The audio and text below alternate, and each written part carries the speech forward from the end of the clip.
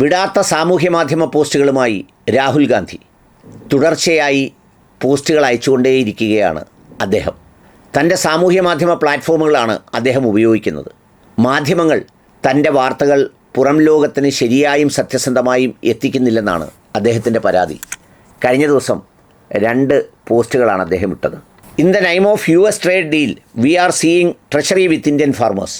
അതായത് അമേരിക്കൻ കരാറിൻ്റെ പേരിൽ നമ്മുടെ രാജ്യത്തെ കർഷകരെ വഞ്ചിച്ചിരിക്കുകയാണ്. I want to ask the prime minister some simple questions. ബഹുമാനപ്പെട്ട പ്രധാനമന്ത്രിയോട് ചില ലളിതമായ ചോദ്യങ്ങൾ ഞാൻ ചോദിക്കുന്നു. What does it really mean to import DDG? Does this mean that Indian cattle will be fed in distillers grain made of GM American കോൺ?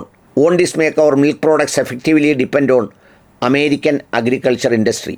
എന്താണ് ഈ DDG import ചെയ്യും അഥവാ അമേരിക്കയിൽ നിന്ന് ഇറക്കുമതി ചെയ്യും എന്ന് പറയുന്നത്? അത് ഇന്ത്യയിലെ കന്നുകാലികൾക്ക് കഴിക്കാനുള്ള അമേരിക്കൻ കോണിൽ നിന്ന് ഉൽപ്പാദിപ്പിച്ച ആ ഗ്രെയിനുകളാണോ? Won't this make our milk products effectively depend on the American agriculture industry? ഇത് നമ്മുടെ രാജ്യത്തിൻ്റെ പാലുൽപാദനം അമേരിക്കയിലെ കാർഷിക വ്യവസായവുമായി ബന്ധപ്പെടുത്തുന്നതിനുള്ള ശ്രമമാണോ? രണ്ടാമത്തെ ചോദ്യം, if we allow import of GM soya oil, what will happen to our soya farmers from Madhya Pradesh, Maharashtra, Rajasthan and across the country? How will they afford another price blow? അടുത്ത ചോദ്യം, GMൻ്റെ സോയ ഓയിൽ ഇവിടേക്ക് ഇറക്കുമതി ചെയ്താൽ, ഇന്ത്യയിലേക്ക് ഇറക്കുമതി ചെയ്താൽ നമ്മുടെ മധ്യപ്രദേശിലെയും മഹാരാഷ്ട്രയിലെയും രാജസ്ഥാനിലെയും മറ്റ് സംസ്ഥാനങ്ങളിലെയും ഈ സോയ കർഷകർക്ക് എന്ത് സംഭവിക്കും? അത് മറ്റൊരു വിലത്തകർച്ചയ്ക്ക് കാരണമാകുമോ? മൂന്നാമത്തത്, when you say additional product, what is included? Is this a sign of pressure to open pulses and other crops to US import over time? ആ കരാറിൽ പറഞ്ഞിരിക്കുന്ന മറ്റുൽപ്പന്നങ്ങൾ എന്ന് പറയുന്നത് എന്താണ്? അത് അമേരിക്കൻ സമ്മർദ്ദത്തിന് വഴങ്ങി വരും കാലങ്ങളിൽ നമ്മുടെ പൾസസ് കൂടി പയർവർഗ്ഗങ്ങൾ കൂടി അതിൽ ഉൾപ്പെടുത്താനുള്ള ശ്രമമാണോ നടത്തിയിരിക്കുന്നത്? നാലാമത്തെ ചോദ്യം, what does remove non trade barriers mean? Will India be pressurise to lose it stands on GM crops, weaken procurement or reduce MSP and bonus in future?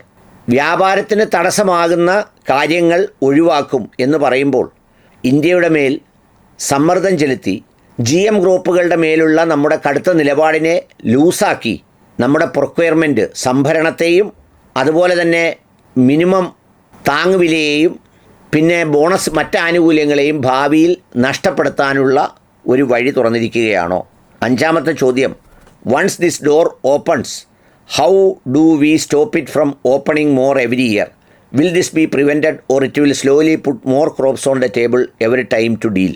മറ്റൊരു ചോദ്യം, ഒരിക്കൽ ഈ വാതിൽ തുറന്നാൽ പിന്നെ എല്ലാ വർഷവും ഇതിലേക്ക് മറ്റു പലതും കൂട്ടിച്ചേർക്കപ്പെടുന്നതിനെ എങ്ങനെ തടയാൻ പറ്റും? ഇത് തടഞ്ഞില്ലെങ്കിൽ ഈ കരാറിൻ്റെ ഭാഗമായി എപ്പോഴും ഇതിലേക്ക് മറ്റു പലതും കൂടി വരില്ലേ?